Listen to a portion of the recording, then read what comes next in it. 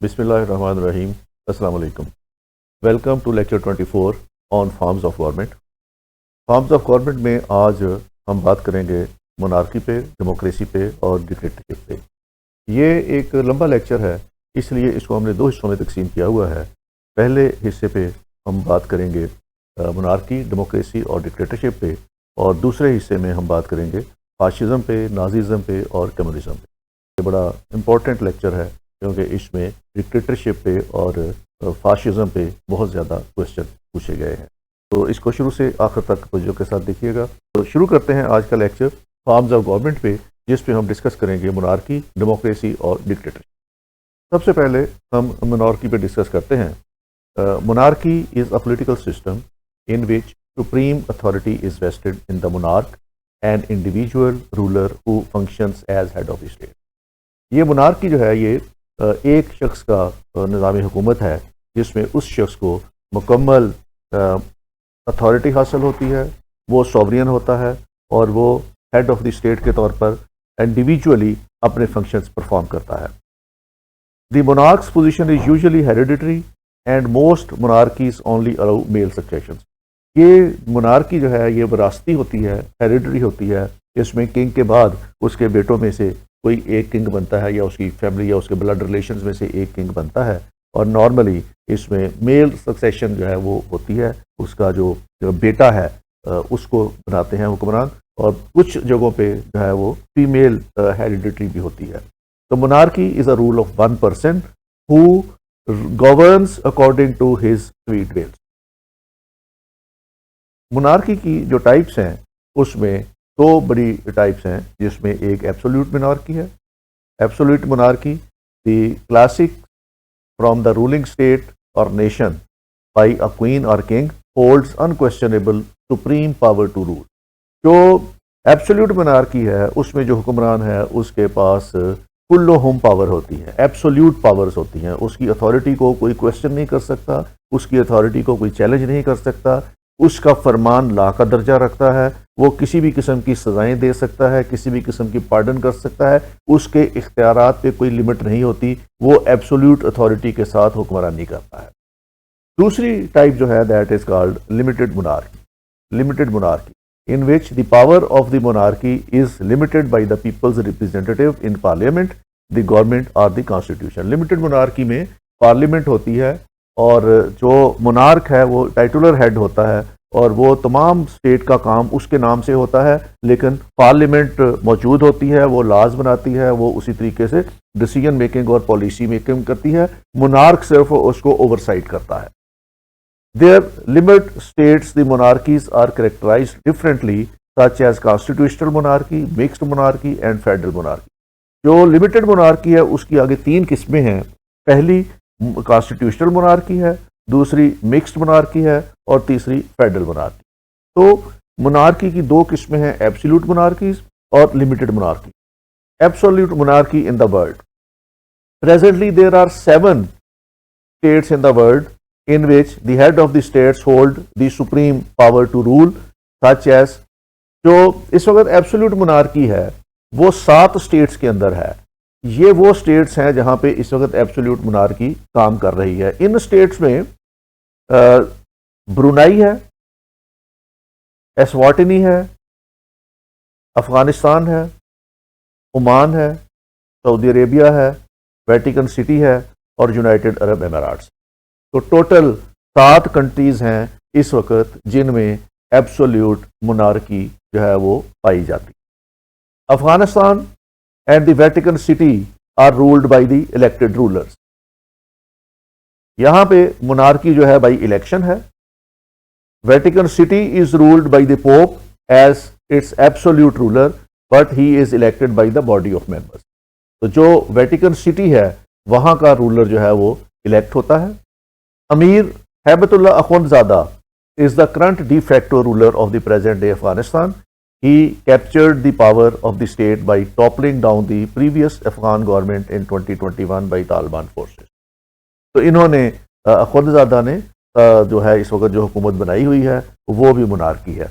तो Vatican city और अखुंदजादा की जो है ये इलेक्टेड मोनार्कीज हैं, और बाकी जो 5 हैं those are absolute monarchy. The 5 states monarchies Brunei, Eswatini, Oman, Saudi Arabia and United Arab Emirates are hereditary. They obtained power by their lineage. तो इन 5 मुल्कों में जो मोनार्कीज हैं वो इस वक्त हेरिडिटरी हैं। The United States of Arab Emirates itself is a federation of 7 different emirates or monarchy states. तो जो United states of Arab Emirates हैं UAE, इसके अंदर 7 स्टेट्स की ये फेडरेशन है और इसमें ये एक एब्सोल्यूट मोनार्की फेडरेशन है। तो इस तरह दुनिया में 7 ममालिक ऐसे हैं जहाँ पे एब्सोल्यूट मोनार्की इस वक्त काम कर रही है। इसके बाद लिमिटेड मोनार्की है और लिमिटेड मोनार्की जो है वो दुनिया में बहुत से मुल्कों में इस तरह काम कर रही है और इसमें सबसे पहली किस्म है constitutional monarchy. In the constitutional monarchy system queens और kings are officially the head of the state but their administrative and political power is limited within the framework of the constitution. ये इनकी powers constitution के अंदर दी होती हैं, इसलिए इनको constitutional monarchy कहा जाता है। Monarchs mostly play ceremonial role as head of the state on different occasions in their tenure. तो मोनार्क जो है वो सिर्फ एक ओकेजनल डिफरेंट ओकेजन्स के ऊपर सेरेमोनियल रोल प्ले करते हैं और उन्होंने कभी अपने इख्तियारात से बढ़ने की कोशिश नहीं की। और जैसे बरतानिया के अंदर है कि उन्होंने किंग ने और क्वीन ने अपने तमाम राइट्स जो हैं वो सरेंडर किए हुए हैं टू द पार्लियामेंट और वो सिर्फ सेरेमोनियल हेड के तौर पर काम करते हैं। The biggest example of the constitutional monarchy is the king queen of the United kingdom. तो ये सबसे बड़ी कॉन्स्टिट्यूशनल मोनार्की जो है इस वक्त दुनिया में है, दैट इज द किंग और queen of United kingdom.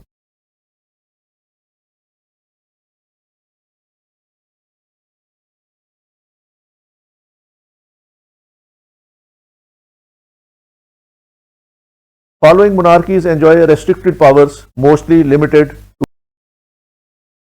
following monarchies enjoy restricted powers, mostly limited to ceremonies, official events and tours.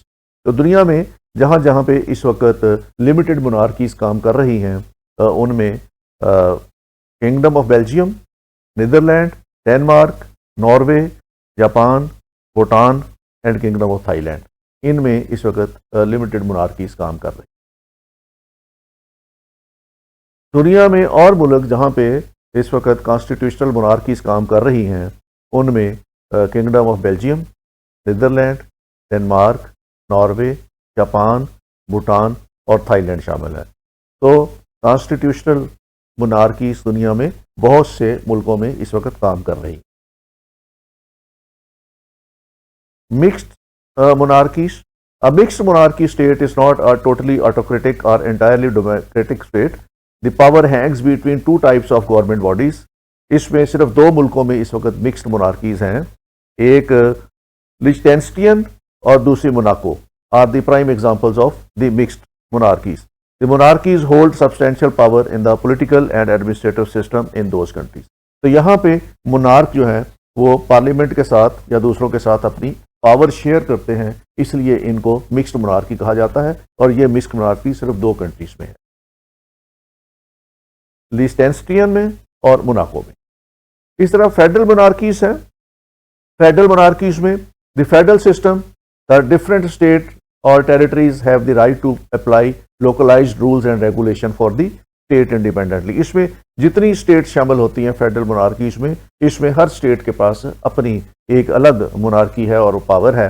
The most federal structures there is a central body of the government which unites other different states with in a centralized rule. तो centralized rule में बहुत सी जो states शामिल होती हैं उनको centralised rules के जरिए आपस में यूनाइट किया जाता है। But the state government to enjoy individual system to regulate their power in their states. In the federal monarchies, these individual states address their monarchies as their head of the state. Malaysia is the federal monarchy. तो federal monarchy जो Malaysia का system है वो एक federal monarchy है जहाँ पे federation की अपनी मोनार्की है और उसके जो यूनिट्स हैं उनकी अपनी पावर्स हैं और उनके अपने मोनार्क्स। अब monarchy as a political system अगर देखा जाए तो इसके बहुत से एडवांटेजेस हैं और एडवांटेजेस ये हैं कि the monarch provides focus of national identity, कौमियत का तसव्वुर उभरता है मोनार्क से कौमियत का तसव्वुर उभरता है, यूनिटी एंड प्राइड है उसमें, gives a sensible stability and continuity. Monarch क्योंकि लाइफ टाइम के लिए होता है या उसमें पीरियड उसका स्पेसिफाई भी अगर कर दें तो वो एक स्टेबिलिटी और एक कंटिन्यूटी देता है। उसमें पॉलिटिकल स्टेबिलिटी आती है, कंटिन्यूटी आती है, उससे इकोनॉमिक ग्रोथ ज़्यादा होती है, डेवलपमेंट ज़्यादा होती है, अनार्की ख़त्म हो जाती है, लॉ एंड ऑर्डर के इश्यूज ख़त्म हो जाते हैं, पॉलिटिकल इंस्टेबिलिटी नहीं आती, तो उसके बहुत से फ़ायदे हैं।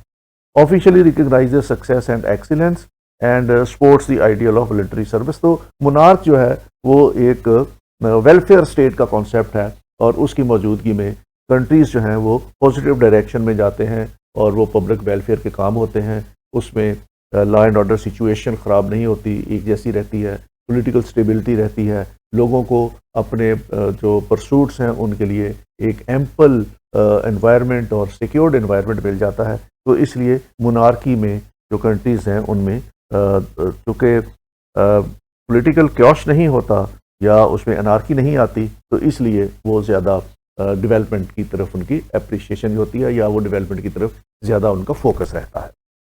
डिसएडवांटेज क्या है मोनार्की के? Hereditary public office goes against every democratic principles. अगर ये वरासती है तो ये बेसिक डेमोक्रेटिक प्रिंसिपल्स के खिलाफ है। Every person should have equal opportunity in a state. तो यहाँ पे अगर ये हेरिडिटरी है तो इसका मतलब ये अपॉर्चुनिटी आपने सिर्फ रेस्ट्रिक्ट कर दी टू अ सर्टेन फैमिली, जिससे बाकी लोगों की जो पॉलिटिकल राइट्स हैं वो इनको इन्फ्रिंज होते हैं। Public can not hold the royal family to account at the ballot box. जो किंग है उसको अकाउंट फॉर नहीं किया जा सकता। पॉलिटिकल सिस्टम में अकाउंट फॉर करने का एक ही तरीका है, दैट इज़ द बैलेट, और बैलेट के जरिए अकाउंट फॉर किया जाता है। वहाँ चूँकि मोनार्क जो है वो उसको बैलेट के जरिए अकाउंट फॉर नहीं किया जा सकता, तो इसलिए ये एक अनडेमोक्रेटिक सिस्टम हो जाता है, तो क्योंकि पब्लिक को इख्तियार ख़त्म हो जाता है उसका कि ये मोनार्क को अकाउंट फॉर कर सकें। There is nothing to stop them abusing their privilege, misusing their influence और सिंपली वेस्टिंग नेशनल मनी। तो मोनार्क के ऊपर कोई इख्तियार नहीं होता लोगों का कि वो उसको रोक सकें कि वो एब्यूज़ ऑफ पावर ना करे या एब्यूज़ ऑफ प्रिविलेजेस ना करे या वो नेशनल वेल्थ जो है उसको मिस यूज ना करे या उसको वेस्ट ना करे। The monarch can only ever act in the interest of the government as the day and does not represent ordinary voters. तो मोनार्क जो है वो आम वोटर को भी रिप्रेजेंट नहीं कर रहा होता, क्योंकि उसका वोटर के साथ रिलेशनशिप कोई नहीं होता। The monarchy is a broken institution. तो आजकल जो मोनार्की है ये रूबा ज़वाल है और बहुत सी कम स्टेट्स ऐसी हैं जहाँ पे मोनार्की का सिस्टम है। अब हम देखते हैं डेमोक्रेसी क्या है। Word democracy is derive from the Greek word demos mean people and kratos means rule, hence democracy means the rule of the public. तो डेमोक्रेसी वो है जहाँ अवाम को ये इख्तियार हासिल हो कि वो अपने नुमाइंदे चुन सकें और वो नुमाइंदे फिर इक़्तिदार में आके लोगों की ख्वाहिशात के मुताबिक हुकूमत करें। तो इसको हम कहते हैं डेमोक्रेसी। इसको अगर डिफाइन करें डेमोक्रेसी को, तो अरिस्टोटल ने कहा था the rule of the mob. Democracy को अरिस्टोटल ने कहा था कि ये मॉब का रूल है। अरिस्टोटल ने जो आजकल की डेमोक्रेसी है इसके लिए लफ्ज़ पॉलिटी यूज़ किया था, लेकिन उस पर पॉलिटी में भी जो उसकी डिस्टॉर्टेड फॉर्म थी उसको उसने कहा था डेमोक्रेसी। टीली के मुताबिक a government in which everyone has a share. तो डेमोक्रेसी वो है ऐसी तर्ज हुकूमत जिसमें हर आदमी का एक शेयर हो, एक हिस्सा हो। टीली के मुताबिक उसको हम डेमोक्रेसी कहते हैं। डाइसी के मुताबिक the form of government in which the governing body is comparatively large fraction of the entire nation. इसमें ऐसी तर्ज हुकूमत है जिसमें जो हुक्मरान लोग होते हैं वो नेशन, एंटायर नेशन का एक फ्रैक्शन होते हैं।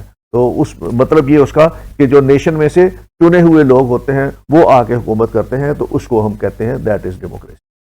ब्राइस ने बड़ी कम्प्रीहेंसिव डेफिनेशन दी है डेमोक्रेसी की।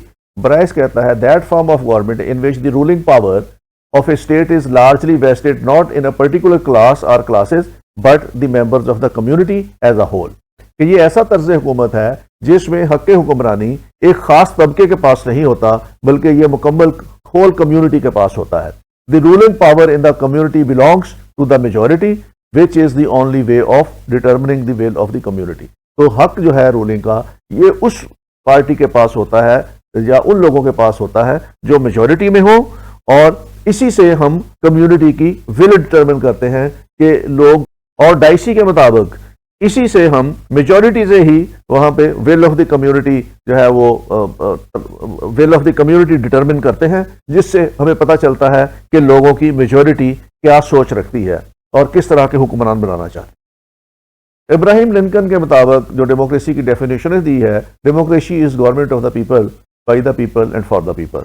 और गैटल ने जो डेफिनेशन दी है इसकी डेमोक्रेसी की, that form of government in which mass of the population possesses the right to share in the exercise of sovereign power, कि ये वो तर्ज हुकूमत है जिसमें अवामुन नास जो है वो एक्सरसाइज करने में, सॉवरेन पावर को एक्सरसाइज करने में अपने राइट्स रखते हैं और उसमें हिस्सेदार हों। तो गैटल की डेफिनेशन के मुताबिक ये पब्लिक की कंट्रीब्यूशन है कि वो उसमें जो सॉवरेनिटी है कंट्री की या सॉवरेन पावर है कंट्री के अंदर, उसमें वो हिस्सेदार हों। डेमोक्रेसी की बेसिकली आजकल जो मुल्क हैं उनको क्राइटेरिया के मुताबिक 4 कैटेगरी में फॉल किया गया है कि किन कैटेगरी में वो फॉल करते हैं।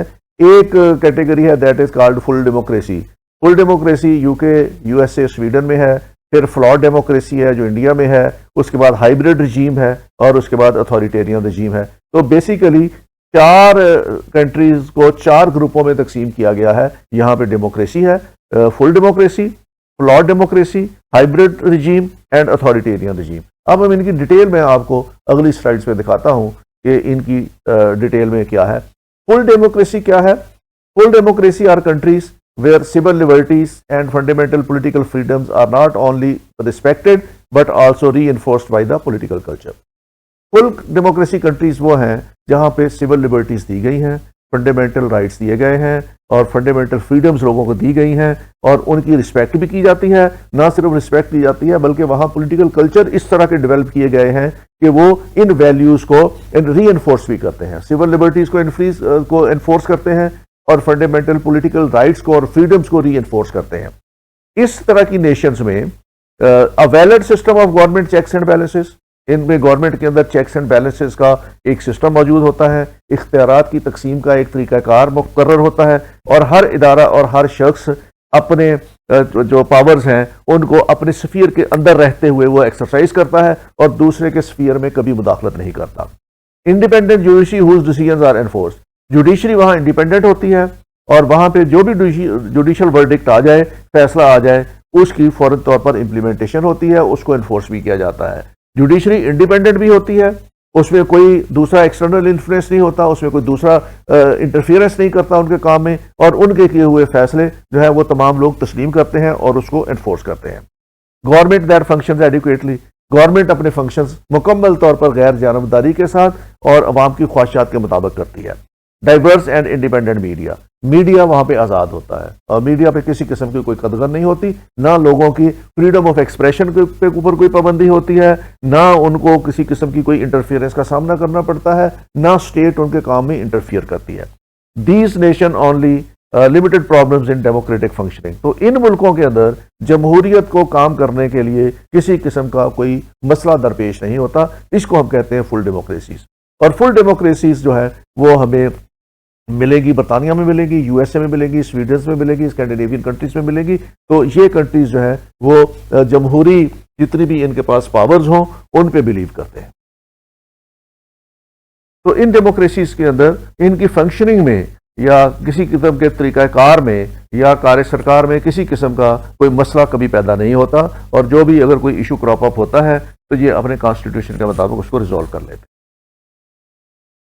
उसके बाद फ्लॉड डेमोक्रेसी है। Flawed democracy are countries where elections are fair and free and basic civil liberties are honoured but may have issues.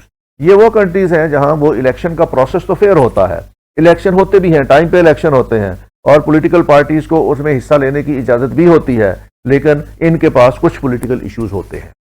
They are confronted with certain political issues.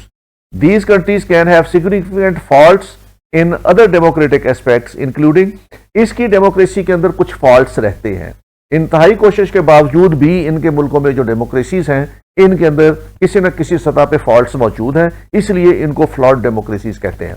और वो flaws कौन से हो सकते हैं?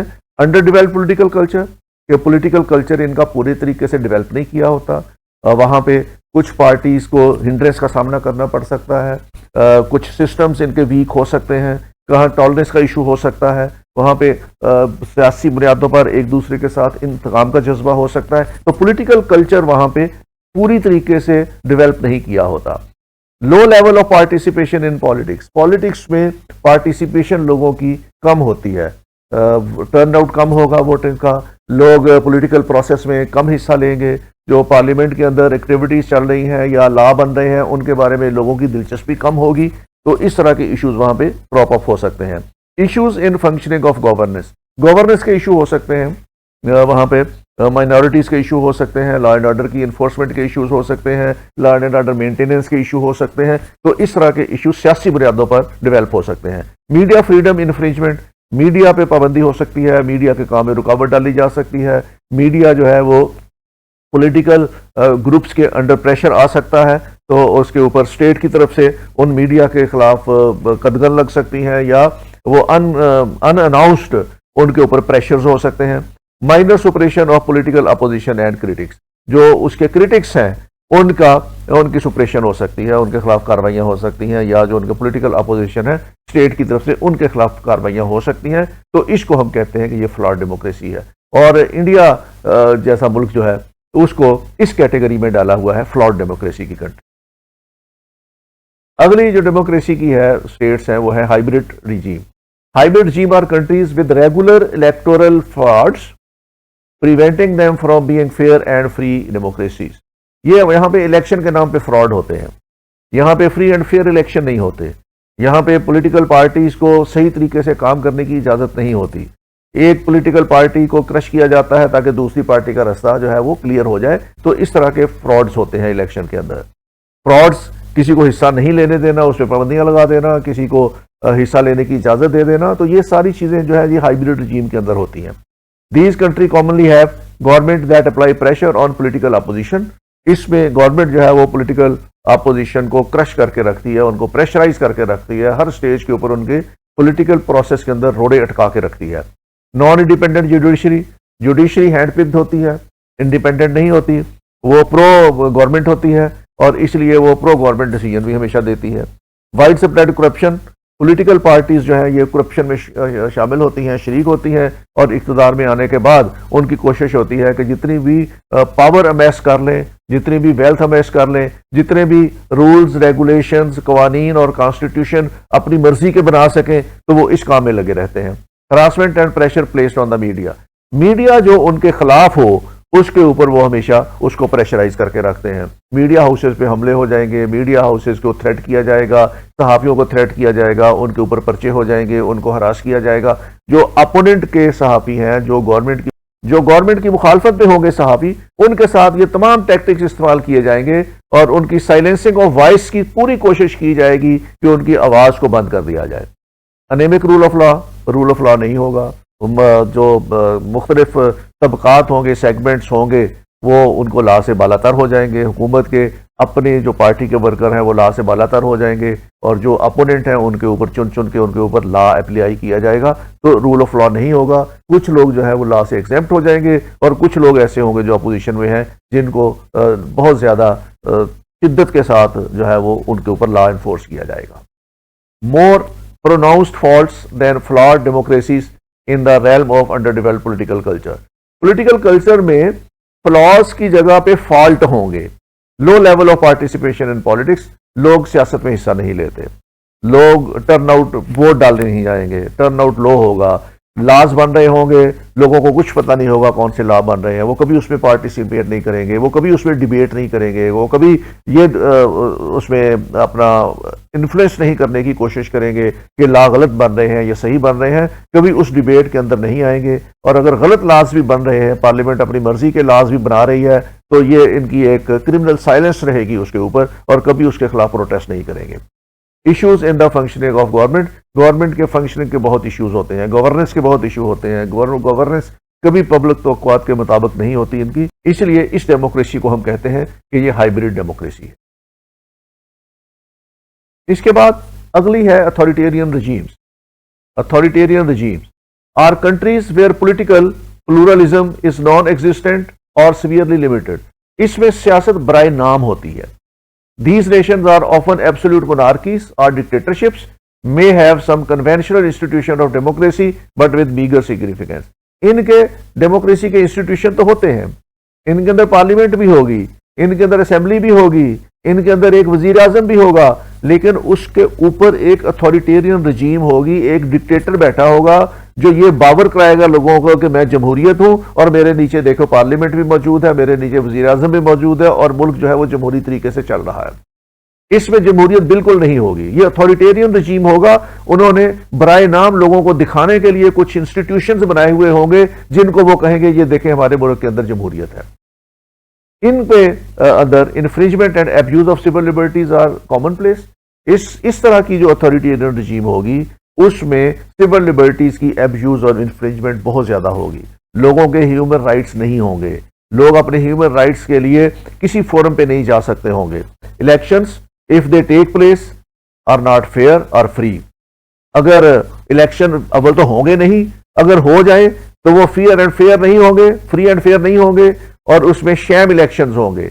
हैंड पिक्ड लोगों को चुनवा लिया जाएगा और उन पे पार्लियामेंट बना दी जाएगी और कहा यही जाएगा कि ये देखें हमारे मुल्क में डेमोक्रेसी आ गई है और हमने इलेक्शन करा के इक़्तिदार लोगों के हवाले कर दिया है। Media is often state owned or controlled by groups associated with the ruling regime. या तो मीडिया स्टेट ओन्ड होगा या ऐसे लोगों के पास मीडिया होगा जो गवर्नमेंट के साथ एसोसिएटेड है।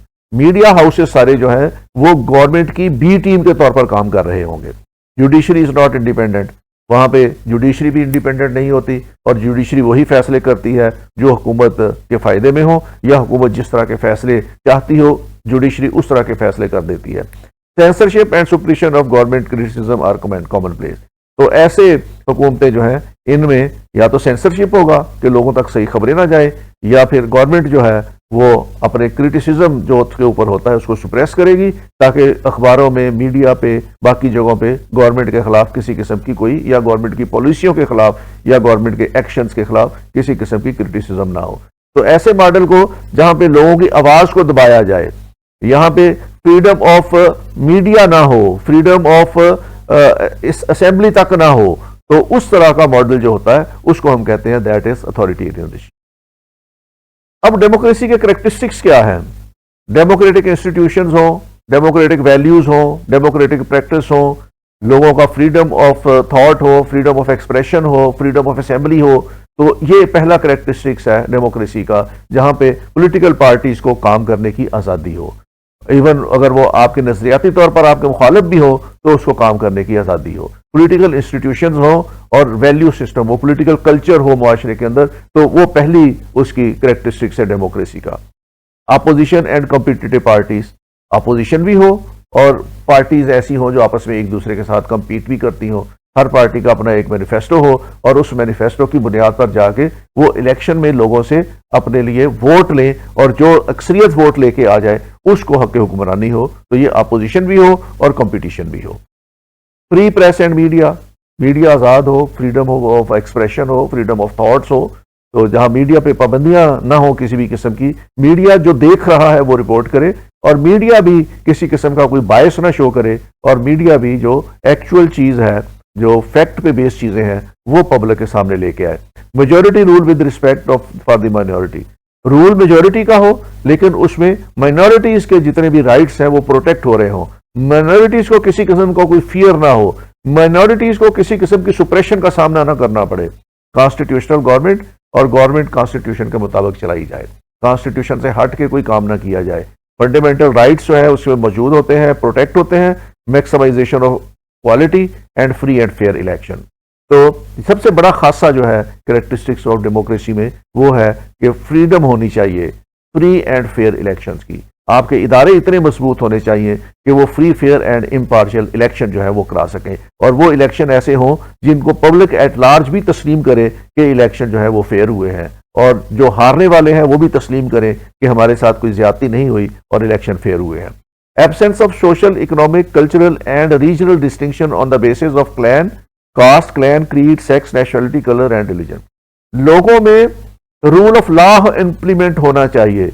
किसी भी शख्स के खिलाफ सिर्फ इसलिए डिस्क्रिमिनेशन नहीं होना चाहिए कि वो उसकी कास्ट कोई अलग है, क्लैन अलग है, क्रीड अलग है, उसके सेक्स की बुनियाद पर या नेशनलिटी की बुनियाद पर या कलर की बुनियाद पर या रिलीजन की बुनियाद पर किसी शख्स के साथ डिस्क्रिमिनेशन नहीं होना चाहिए। और उसमें उसके इकोनॉमिक राइट, कल्चरल, रीजनल किस्म की जो चीज़ें हैं वो हर शख्स को इक्वालिटी की बुनियाद पर मिलनी चाहिए। तो इसको हम कहते हैं कि डिस्क्रिमिनेशन नहीं होना चाहिए, किसी भी तरह का डिस्क्रिमिनेशन नहीं होना चाहिए। तो ये कैरेक्टरिस्टिक है डेमोक्रेसी का, उसमें किसी शख्स के साथ भी इम्तियाजी सलूक नहीं होता, हर शख्स के साथ रूल्स के मुताबिक और आइन के मुताबिक जो है वो सलूक होता है। डेमोक्रेसी का टेस्ट क्या है? डेमोक्रेसी का टेस्ट ये है पहला कि ये देखना हो किस मुल्क में डेमोक्रेसी कितनी है, तो उसका टेस्ट ये है कि पहले फ्री एक्सप्रेशन ऑफ ओपिनियन, क्या लोगों को इजहार राय की आज़ादी है? अगर इजहार राय की आज़ादी है तो ये पहला स्टेप है कि वो मुल्क जो है उसमें डेमोक्रेसी है।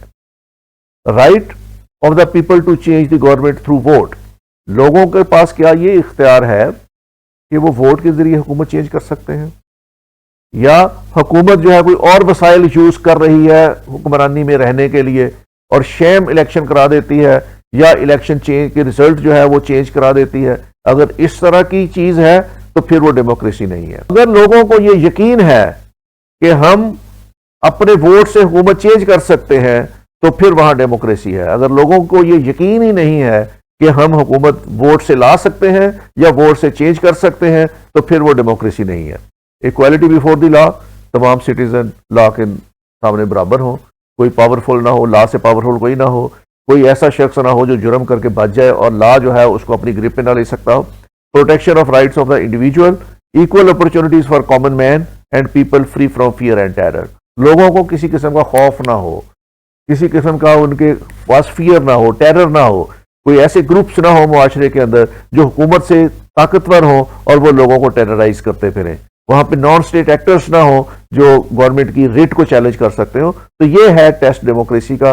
अगर ये चीजें मौजूद हैं किसी सोसाइटी में तो फिर तो हम कहते हैं कि वो डेमोक्रेटिक गवर्नमेंट्स हैं, और जितनी ये चीजें कम होती जाएंगी डेमोक्रेसी का म्यार उस मुल्क में उतना ही गिरता जाएगा। प्री रिक्विजिट्स क्या है डेमोक्रेसी के? डेमोक्रेसी किन मुल्कों में होती है या हो सकती है? सबसे पहले एनलाइटेंड सिटीजन, ये सिटीजन का बाशऊर होना बड़ा जरूरी है। जिन मुल्कों के सिटीजन पढ़े लिखे हैं, बाशऊर हैं, उनमें डेमोक्रेसी आ जाएगी। और जहां पे एजुकेशन नहीं है, लोगों में एनलाइटनमेंट नहीं है, लोगों में शऊर नहीं है, वहां पे ट्रू डेमोक्रेसी नहीं आ सकती। करैक्टर एंड एबिलिटी, जिन कौमों के अंदर करैक्टर है और एबिलिटीज हैं, जिनको लोगों के अपने सोशल नॉर्म्स पुख्ता हैं, लोगों का बिलीफ सिस्टम पुख्ता है, लोगों के इंटेग्रिटी जो है वो पुख्ता है, वहाँ पे डेमोक्रेसी आ जाती है। और जहाँ पे लोग किसी तमा में बिक जाएं, किसी लालच में बिक जाएं, किसी प्रेशर पे बिक जाएं, तो उन कौमों के अंदर फिर डेमोक्रेसी नहीं आ सकती। कौमों का high character, high moral character होना बहुत जरूरी है फॉर डेमोक्रेसी।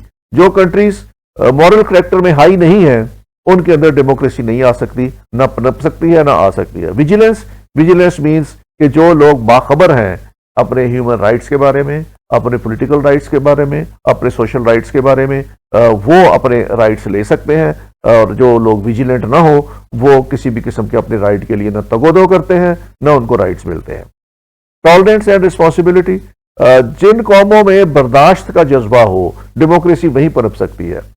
जहां पे लोग अपनी मुखालफत बर्दाश्त ना कर सकते हो, अपने मुखालिफ नजरियात को बर्दाश्त ना कर सकते हो, वहां पे फिर इनटॉलरेंस की वजह से डेमोक्रेसी कभी ग्रास रूट लेवल पे नहीं जा सकती। इसी तरह जो रिस्पॉन्सिबल नेशंस हैं, जो अपनी जिम्मेदारियां अदा करने में जिनको पता है मेरी क्या जिम्मेदारियां हैं और वो विलिंगली अपनी जिम्मेदारियां अदा करने के लिए तैयार होते हैं, वहां पे डेमोक्रेसी आती है। और जहां पे लोग रिस्पॉन्सिबल ना हो वहां पे डेमोक्रेसी दूर दूर तक नजर नहीं आएगी। Education and awareness and organisation and leadership, जहां पे लीडरशिप मौजूद है, जहाँ पे इंस्टीट्यूशंस मौजूद हैं, जहाँ पे इंस्टीट्यूशनल मैकेनिज्म मौजूद है कि वो लीडर क्रिएट कर सकता है, तो वहाँ पे डेमोक्रेसी आ सकती है। जहाँ पे ऐसी ऑर्गेनाइजेशंस मौजूद नहीं हैं जो लीडरशिप क्रिएट कर सकें, वहाँ पे फिर डेमोक्रेसीज नहीं आती। वहाँ पे फिर डेमागॉग्स आके जो है वो उस वैक्यूम को पूरा कर लेते हैं और हुकूमत में बैठ जाते हैं और वो फिर अपनी मनमानी करते हैं। Protection of fundamental human rights, जिन मुल्कों में ह्यूमन राइट्स का प्रोटेक्शन हो रहा हो तो वहां पे डेमोक्रेसी ज्यादा फ्लोरिश करती है, और जहां पे ह्यूमन राइट्स डिनाई किए जाएं या उनका प्रोटेक्शन ना हो वहां पे डेमोक्रेसी पनप नहीं सकती। और कॉमन गोल्स, नेशन के जो नेशनल गोल्स हैं, जब पूरी कौम उनके अचीवमेंट में लगी हुई हो तो फिर रास्ते आसान हो जाते हैं, फिर डेमोक्रेटिक रास्ते पे चलना आसान होता है और वहां पे डेमोक्रेसी आ जाती है। और जो कौमें जो है उनके अपने कॉमन गोल्स ना हो, नेशनल इंटरेस्ट जो है उनके डिटरमिंड ना हो कि कौन कौन से हैं, तो उनको फिर बड़ी मुश्किल आती है उस डेमोक्रेटिक पाथ पे चलने के लिए। ये डेमोक्रेटिक आइडियल्स हैं, ये सिर्फ उसी वक्त हो सकते हैं जब मुल्क के अंदर डेमोक्रेसी हो। तो इसने फेथ इन कॉमन मैन ये लाना है, इसने इंडिविजुअल के राइट्स पूरे करने हैं, इसने लिबर्टीज एंड इक्वालिटी को इंश्योर करना है, हर शहरी को उसके हक देना है, और इसने पीस, अमन और ट्रैंक्विलिटी देनी। अब डेमोक्रेसी के कुछ मेरिट्स हैं, कुछ डीमेरिट्स हैं। सबसे पहले हम इसके डीमेरिट्स देखते हैं कि डेमोक्रेसी के डीमेरिट्स क्या हैं। ऑसवर्ल्ड स्पेंगलर के मुताबिक जो डीमेरिट्स हैं इसके गवर्नमेंट के, वो ये है, इट इज इनप्रैक्टिकेबल। ऑसलर स्पेंगलर कहता है government by the people is a sheer impossibility because average man possesses little reason and lesser understanding of politics। ये जो हम कहते हैं कि लोगों की हुकूमत है, गवर्नमेंट बाय द पीपल है, ऑस्कर स्पेंगलर कहता है कि ये गलत बात है, क्योंकि आम लोगों को तो पता ही नहीं है कि पॉलिटिक्स क्या होती है और उनको पॉलिटिक्स के बारे में कुछ इल्म नहीं होता। तो ये गवर्नमेंट ऑफ द पीपल नहीं है, ये गवर्नमेंट ऑफ द पीपल आना इनप्रैक्टिकेबल है, इसका कोई जरिया ही नहीं है ऐसा कि लोगों की गवर्नमेंट लाई जा सके। ये लोगों की गवर्नमेंट नहीं होती, ये उन चंद मखसूस तबके की गवर्नमेंट होती है जिसको कह दिया जाता है कि ये लोगों की गवर्नमेंट है। It is the rule of ignorance. ये बहुत बड़ी बात है, जमहूरियत पे हमेशा ये लगता है कि क्रिटिसिज्म होता है कि रूल ऑफ द इग्नोरेंस है। वो कहते हैं मेजॉरिटी ऑफ द पीपल को तो पता ही नहीं है कि लोगों के मसाइल क्या हैं, लोगों को पॉलिटिक्स का पता नहीं है, पॉलिटिकल इश्यूज का पता नहीं है। जो वोटर वोट देने जाता है, अगर उसको पॉलिटिकल इश्यूज का ही ना पता हो, उसको पॉलिटिकल एजुकेशन ही उसको ना हो, वो इग्नोरेंट होता है, और इग्नोरेंट अपना एक रूलर चुन लेता है, वो उन जैसा ही होता है। तो इसलिए कहते हैं कि it is the rule of the ignorance based on false principles. Democracy में कुछ प्रिंसिपल्स ऐसे हैं जो बिल्कुल फॉल्स बनाए हुए हैं और ये उन पे बेस करती है। Vote of a wise man has no more value than that of the ignorant. एक अक्लमंद शख्स का वोट और एक इग्नोरेंट शख्स का वोट, दोनों की वेटेज बराबर है।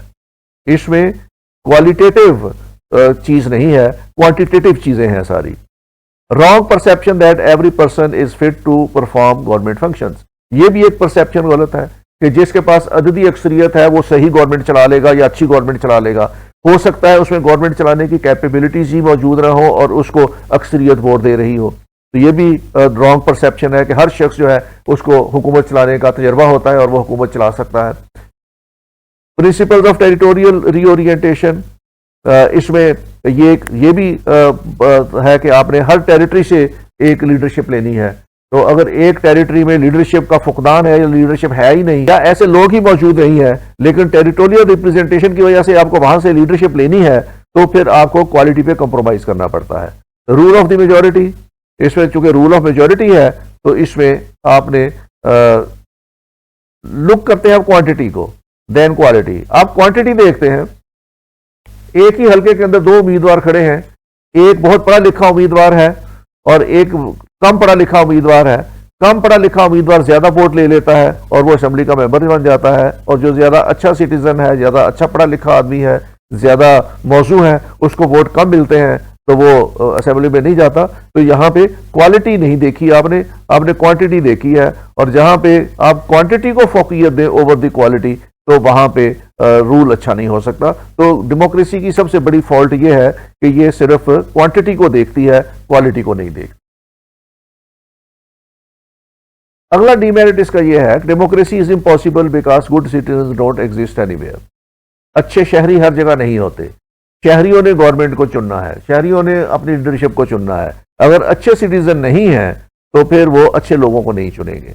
खराब सिटीजन खराब लोगों को चुन लेंगे और खराब लोग जब आगे जाएंगे तो वो फिर डेमोक्रेसी को नहीं चलाएंगे, वो कुछ और सिस्टम चलाने की कोशिश करेंगे। तो democracy is impossible because good citizens don't exist anywhere. It's enemy of liberty and good government.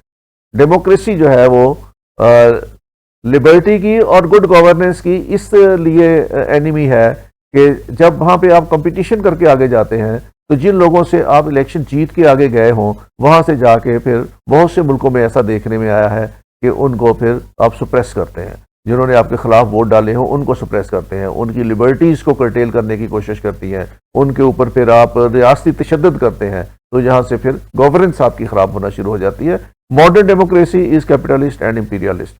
तो एक और सबसे बड़ा इल्ज़ाम जो डेमोक्रेसी पे लगता है कि वो ये है कि ये कैपिटलिस्ट जो है वो इकोनॉमी देती है या इंपीरियलिस्ट नेचर की गवर्नमेंट्स देती है। Democracy suffers from unhealthy and corrupting influence of political parties. तो जहां पे पार्टीज खराब हों, पार्टीज करप्ट हों, उनकी लीडरशिप करप्ट हो, वहां पे डेमोक्रेसी भी सफर करती है। It is not stable form of government. Democracy एक स्टेबल फॉर्म ऑफ गवर्नमेंट नहीं है। इसमें हुकूमतें बनती हैं, उनके खिलाफ नो कॉन्फिडेंसेस होते हैं, अपोजिशन उनको चलने नहीं देती, अपोजिशन जो है वो स्टेट के अंदर स्ट्राइक्स हैं और इस तरह की चीज़ें हैं।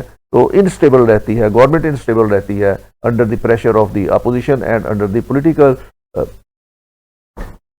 political agitation by the opposition. Democracies are weak in times of war and crisis. Democracy कभी क्राइसिस को फेस नहीं कर सकती, ये वार को फेस नहीं कर सकती, इसलिए वार के दौरान और क्राइसिस के दरमियान डेमोक्रेसी बहुत वीक हो जाती है और उसकी वजह से स्टेट भी वीक हो जाती है। मेरिट्स क्या है डेमोक्रेसी के? डेमोक्रेसी के बहुत से मेरिट्स हैं।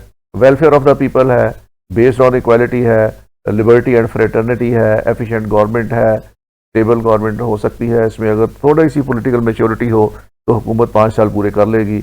एजुकेशनल वैल्यू बहुत ज़्यादा है इसकी। Democracy is based on optimistic views of human nature and it is not based on psychology of power और फियर। इसमें फियर और साइकोलॉजी ऑफ पावर नहीं होती, इसमें लोग खुद शरीक होते हैं और पावर को एंजॉय भी करते हैं और शेयर भी करते हैं। अब डिक्टेटरशिप के बारे में थोड़ा सा हम डिस्कस कर लेते हैं कि डिक्टेटरशिप क्या है। Dictatorship is defined as the rule of one man who exercise absolute power in the state, sometimes derived from and aided by a political party or by a group। ये एक शख्सी हुकूमत होती है, एक शख्स की हुकूमत होती है जो एब्सोल्यूट पावर एक्सरसाइज करता है किसी भी स्टेट के अंदर, और ये एब्सोल्यूट पावर उसको दिलाने में या तो कोई पॉलिटिकल पार्टी उसकी मुआवन साबित हो सकती है या उसी सोसाइटी में कोई एक बड़ा ग्रुप उसका मुआवन साबित होकर उसको इक़्तिदार में ले आता है, और इक़्तिदार में आने के बाद वो फिर अकेला शख्स जो है वो एब्सोल्यूट पावर एंजॉय करता है। इसको कहते हैं dictatorship. It is rule by the one, और जो एब्सोल्यूट पावर के साथ उसको रूल करे उसको हम कहते हैं that is dictatorship. Dictatorship is an antithesis to democracy. Government by decree rather than by law। ये फरमान के जरिए हुकूमत होती है, इसमें लॉ के जरिए हुकूमत नहीं होती। ना ये हो सकता है ये हुकूमत लॉफुल भी ना हो, तो ये फरमान के जरिए डेक्री इशू करके गवर्नमेंट्स बनती है। Dictator is not responsible before the parliament और रिप्रेजेंटेटिव बॉडी। वो किसी के सामने जवाबदेह नहीं होता, ना वो पार्लियामेंट अगर मौजूद है तो उसको जवाबदेह है, ना वो गवर्नमेंट के किसी रिप्रेजेंटेटिव बॉडी को जो है वो रिस्पॉन्सिबल होता है, जवाबदेह होता है, ना वो किसी सेगमेंट ऑफ सोसाइटी को जवाबदेह होता है। There is no limitation of the dictator's authority, he holds power till he dies और इज ओवरथ्रोन। डिक्टेटर कभी अपनी मर्जी से पावर छोड़ के नहीं जाएगा, या तो वो मर जाएगा, इक़्तिदार में रहते रहते मर जाएगा, या फिर उसको कोई और आके ओवरथ्रो कर देगा तो वो पावर छोड़ेगा। अदरवाइज डिक्टेटर कभी अपनी खुशी के साथ पावर छोड़ के नहीं गया, उसको कंपेलिंग फैक्टर्स होंगे तभी वो अपना डिक्टेटरशिप छोड़ के जाएगा। डिक्टेटरशिप की 3 किस्में हैं। There are 3 types of dictatorship. Communist dictatorship, ये एस्टेब्लिश इन रशिया 1917 में। देन नेशनल डिक्टेटरशिप, ये कमाल अतातुर्क ने तुर्की में 1921 में की। एंड देन फाशिस्ट डिक्टेटरशिप, ये मुसोलिनी ने की थी 1992 में इटली में, और उसके बाद हिटलर ने की थी जर्मनी। तो ये 3 टाइप्स की डिक्टेटरशिप हैं। एक communist dictatorship, national dictatorship and fascist dictatorship. इसके अलावा भी बहुत से मुल्क हैं जहां पे डिक्टेटरशिप्स नहीं है। Dictatorships are establish in Spain, Portugal, Yugoslavia, Hungary, Romania and Greece. Fascist 1933 fascist dictatorship of Germany called Nazi dictatorship, या इसको नाजीज्म भी कहते हैं। 3 फाशिस्ट डिक्टेटरशिप, ये 3 फाशिस्ट डिक्टेटरशिप रही हैं दुनिया के अंदर। इटली में रही है, जर्मनी में रही है और जापान में रही है। They entered into an alliance for aggression and conquest, world war 2 in 1939, ended in 1945। तो ये 3 मुल्कों का, ये फाशिस्ट गवर्नमेंट थी 3, इटली की, जर्मनी की और जापान की, जिन्होंने सेकंड वर्ल्ड वार में 1939 से लेकर 1945 तक इन्होंने एक अलायंस कायम करके रखा। और इस अलायंस का अंजाम इस तरह हुआ कि फिर मैसोलिनी was hanged by angry Italians, Hitler died an air raid in Berlin, and Japanese warlord Hideki Tojo escaped because he surrendered to the American brand of democracy। तो ये डिक्टेटरशिप सीन जो थी वो इस तरीके से ख़त्म हुई कि 2 डिक्टेटरशिप जो थे वो मारे गए और तीसरा डिक्टेटरशिप जो था उसने अमेरिकन ब्रांड ऑफ डेमोक्रेसी के आगे सरेंडर कर दिया। फीचर्स ऑफ डिक्टेटरशिप ये है, it is a product of crisis. Dictatorship आती ही उस वक्त है जब किसी स्टेट के अंदर क्राइसिस हो, और ये पॉलिटिकल क्राइसिस इतने डीप हो जाए कि लोग जो है वो अपने मर्जी से हुक्मरान ना ला सकें, तो वहाँ से फिर एक लीडर इमर्ज होता है जो आके पावर टेक ओवर कर लेता है और वो मेजॉरिटी की सपोर्ट लेता है और आके वो अपनी इक़्तिदार पे कब्जा कर लेता है। अगर क्राइसिस मुल्क के अंदर ना हो, तमाम सिस्टम्स जो है वो सही तरीके से चल रहे हों, तो फिर डिक्टेटर जो है वो पैदा नहीं हो सकता, ना डिक्टेटर अपने इक़्तिदार पे कब्जा कर सकता है। उसके पास एक ही अपॉर्चुनिटी होती है कि मुल्क के अंदर क्राइसिस हो, अनारकी हो, और अनारकी में वो किसी एक ग्रुप की सपोर्ट ले ले और इक़्तिदार पे आके काबज। आर्बिट्रेरी एक्सरसाइज ऑफ पावर, जब वो इक़्तिदार में आ जाता है तो वो फिर रूल्स एंड रेगुलेशन के मुताबिक हुकूमत नहीं करता, वो अथॉरिटेरियन हुकूमत होती है, आर्बिट्रेरी पावर इस्तेमाल करता है और अपनी मर्जी के फैसले करता है। Aggressive and dynamic method of decision making, decision making में वो एग्रेसिव होगा, एग्रेशन शो करेगा, बड़ी गंभीर किस्म की लोगों को सजाएं देगा ताकि उसकी अथॉरिटी कायम। Employment of despotic methods of political and social control, social control के लिए वो डिस्पोटिक मेथड इस्तेमाल करेगा, पॉलिटिकल हरबे इस्तेमाल करेगा, लोगों को सजाएं देगा, क्रैक डाउन करेगा, अपोनेंट्स को क्रश करेगा। अबॉलिशन ऑफ कॉन्स्टिट्यूशनल और legal basis of the political power, वो पॉलिटिकल पावर हासिल करने के जितने भी कॉन्स्टिट्यूशनल तरीके हैं उनको अबॉलिश कर देगा, जितने भी लीगल तरीके हैं उनको अबॉलिश कर देगा। पॉलिटिकल पार्टीज़ पे पाबंदी लगा देगा, इलेक्शन पे पाबंदी लगा देगा, पॉलिटिकल एक्टिविटीज़ पे पाबंदी लगा देगा, जलसे जुलूसों पे पाबंदी लगा देगा। तो ये तमाम हरबे इस्तेमाल करके वो कोशिश करेगा कि लोग जो है वो पॉलिटिकल पार्टीज़ और पॉलिटिकल ग्रुप्स जो है वो मुल्क के अंदर ख़त्म हो जाए ताकि उसकी कोई मुखालफत। डिक्टेटरशिप के मेरिट्स क्या है?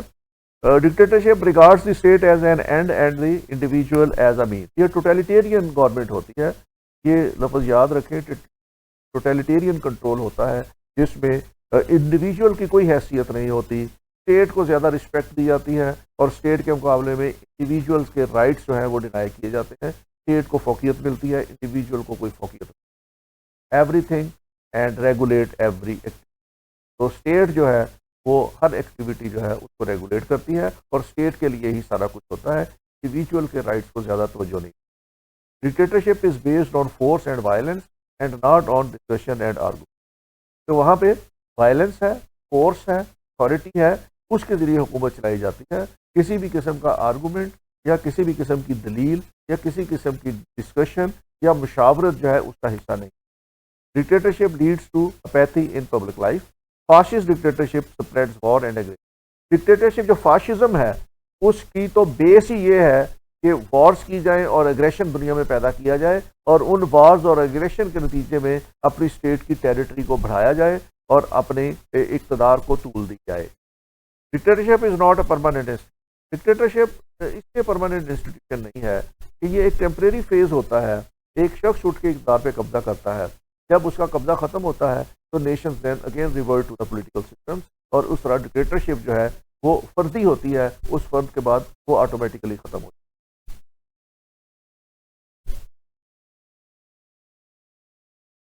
डिक्टेटरशिप के मेरिट्स क्या हैं? Merits of dictatorship are it makes government strong. ये स्टेट को स्ट्रॉन्ग नहीं करती, ये गवर्नमेंट को स्ट्रॉन्ग करती, क्योंकि डिक्टेटर की अपनी गवर्नमेंट होती है, इसलिए उसकी कोशिश होती है कि गवर्नमेंट को ज़्यादा स्ट्रॉन्ग, लॉज को ज़्यादा ओप्रेसिव बनाया जाए, लॉज को ज़्यादा रिगरसली लोगों पे इन्फोर्स किया जाए, पॉलिटिकल अपोनेंट को क्रश किया जाए, ताकि वो पॉलिटिकल अपोनेंट कभी उसके सामने सर उठाने की जरूरत ना करे। पॉलिटिकल पार्टीज को बैन रखा जाए, पॉलिटिकल एक्टिविटीज़ पे बैन रखा जाए, पॉलिटिकल गैदरिंग पे बैन रखा जाए, और किसी शख्स को पॉलिटिकल एक्टिविटीज जारी करने या उसको पॉलिटिकल एक्टिविटीज़ कंटिन्यू करने की इजाज़त ना दें। तो इस तरह लोगों को सुप्रेस करके वो अपनी गवर्नमेंट को स्ट्रॉन्ग रखता है, और उसमें लोगों के राइट्स और बाकी चीज़ें जो हैं उसका मुतमईन नज़र नहीं होती। तो इसमें जितने भी डिक्टेटर्स रहे हैं उन्होंने आयरन हैंड के साथ हुकूमत, उन्होंने स्ट्रॉन्ग हैंड के साथ, उनकी हुकूमत उस वक्त तक जब तक वो डिक्टेटर रहे हैं स्ट्रॉन्ग रही है, और उसमें उन्होंने मुल्क के लिए जो कुछ भी किया है वो एक आयरन हैंड के साथ किया है, एक क्लैरिटी ऑफ माइंड के साथ किया है, और उन्होंने ला को जो है रिगरसली इन्फोर्स करके एफिशिएंट एंड प्रॉम्प्ट एडमिनिस्ट्रेशन। दूसरा खासा ये है डिक्टेटरशिप का कि चूंकि पावर एक शख्स के पास होती, उसी ने सबको अपॉइंट करना है, उसी ने सबको रिमूव करना है, तो इसलिए ब्यूरोक्रेसी में कोई भी शख्स या इंतजामिया में कोई भी शख्स उसकी मर्जी के खिलाफ कोई फैसला नहीं, जो भी फैसला करना है वो डिक्टेटर ने करना है, और बाकी जो मशीनरी होती है वो उस फैसले को इम्प्लीमेंट करने के लिए होती है, क्योंकि पावर कंसंट्रेट करती है एक शख्स के पास, और वही उसी ने अपॉइंट करना है, उसी ने डिसमिस करना है, तो इसलिए लोग उसके खौफ से उसकी बनी हुई पॉलिसीज़ को फौरी तौर पर और प्रॉम्प्टली और एफिशिएंटली इम्प्लीमेंट कर देते हैं। तो जो डिक्टेटरशिप हैं वो एक मॉडल होती है एफिशिएंट एंड प्रॉम्प्ट एडमिनिस्ट्रेशन का। कोई शख्स भी उनके किए हुए फैसले की मुखालफत नहीं करता, या उनके फैसले को इम्प्लीमेंट करने से कभी लहतो लाल से काम नहीं लेता, या कभी उसको जो है वो आप रेडिज्म का शिकार नहीं होगी उसकी पॉलिसी। डिक्टेटर की पॉलिसीज फौरी तौर पर बन जाती और फौरी तौर पर उन पर अमल दरामद भी करा दिया जाता है। तो डिक्टेटरशिप में एक एडमिनिस्ट्रेशन जो है वो एक एग्जाम्पल होती है एफिशिएंट और प्रॉम्प्ट। ये था आज का लेक्चर जिसमें हमने अनार्की, डेमोक्रेसी और डिक्टेटरशिप को देखा। तो कल यहीं से हम दोबारा शुरू करेंगे लेक्चर को, और उसके बाद हम फाशिज्म, नाजीज़म और उसके बाद कम्युनिज्म की कल बात करेंगे। उस वक्त तक thank you very much, take care, साहब।